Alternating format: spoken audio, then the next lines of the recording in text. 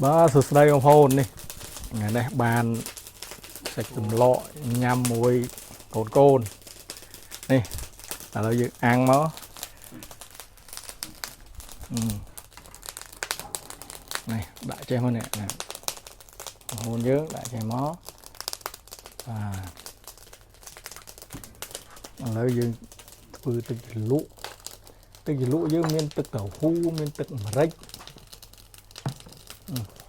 chạy cá nó con trao nè còn lại dương cướp à ăn cối mèo đó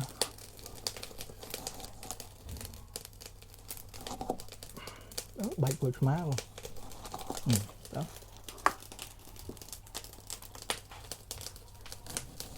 bạch á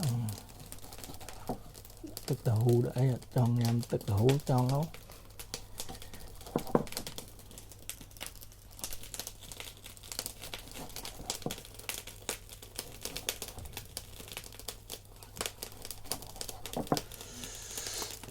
điều gì cái cô dương nó có mấy ông bạn chờ đó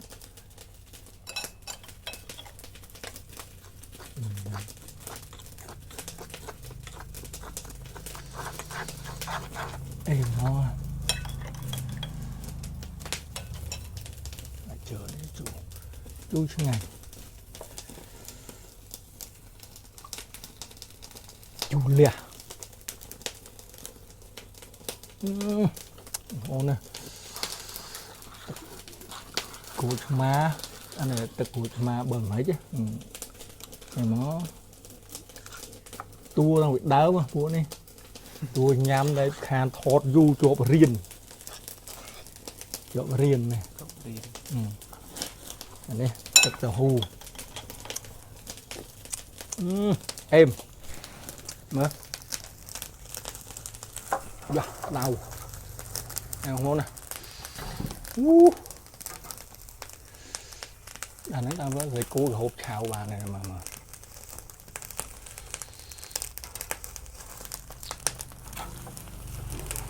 chuẩn chắc là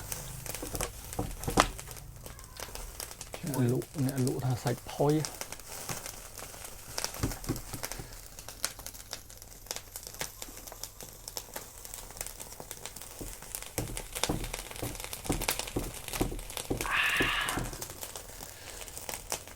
thôi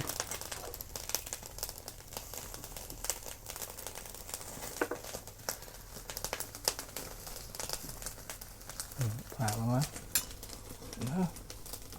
mới hàn vậy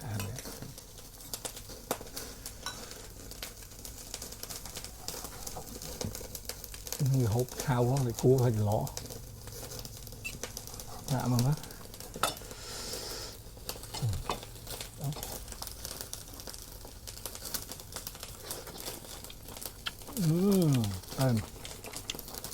giật này lá còn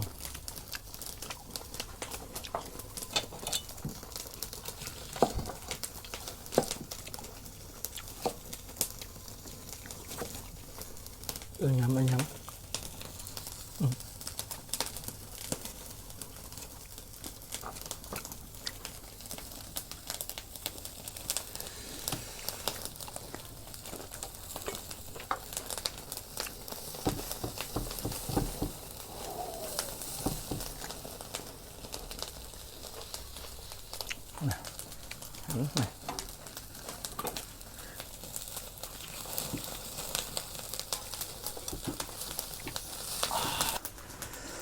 đó đã chiết đây mày nhắm mày ngồi chuộng ngon nó nè ồ nè đấy mà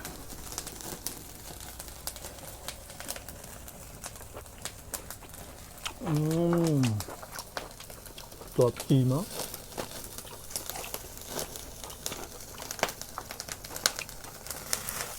này thật sự bẻ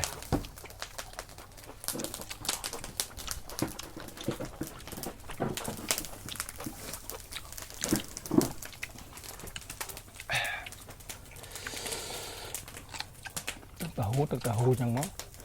trụ mọt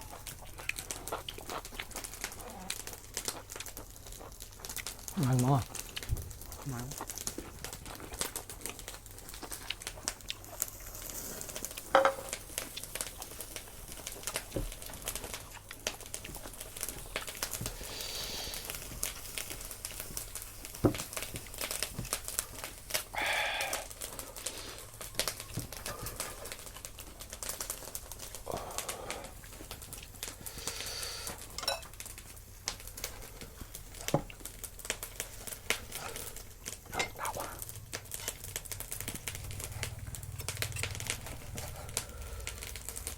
lại thôi kia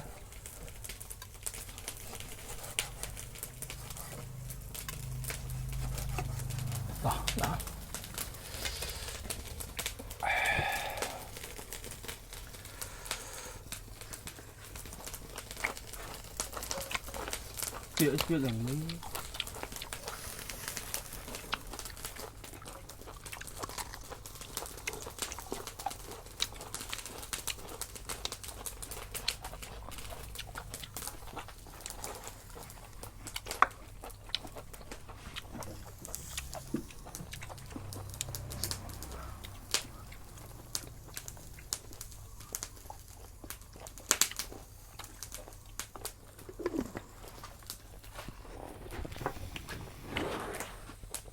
đã mày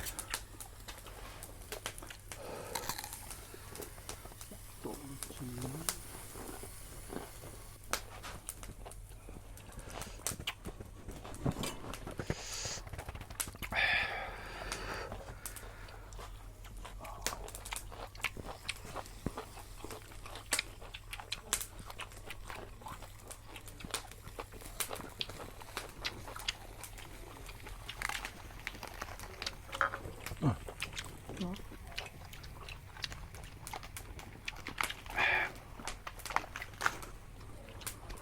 tọp chi mùi trơn vậy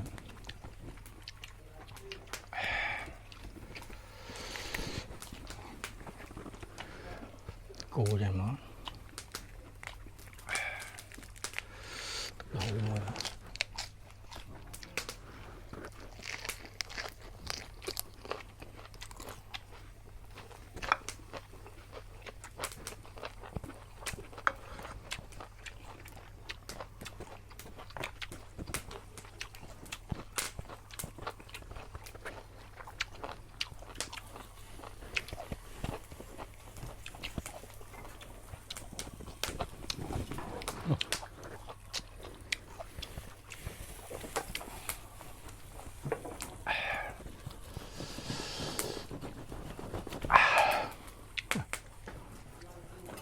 êm món đau anh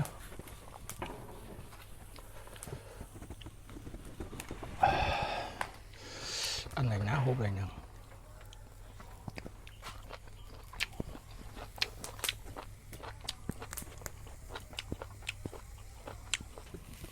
ô trèo mà nó nha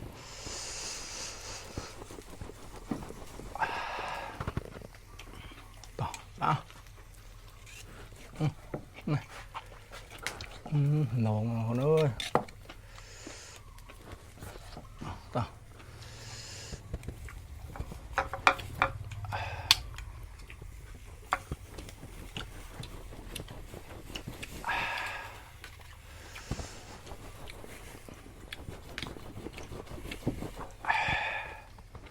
đã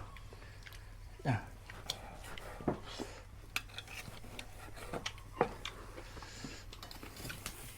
chưa hả ngon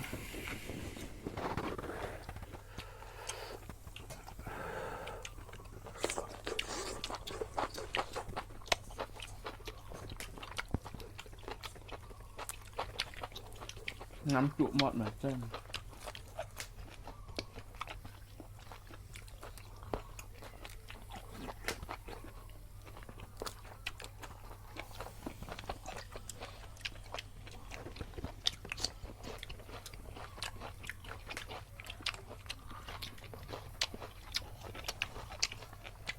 là cô ăn dùng miệng mà bye bye chụp này videoក្រោយហ្នឹង. Bye bye.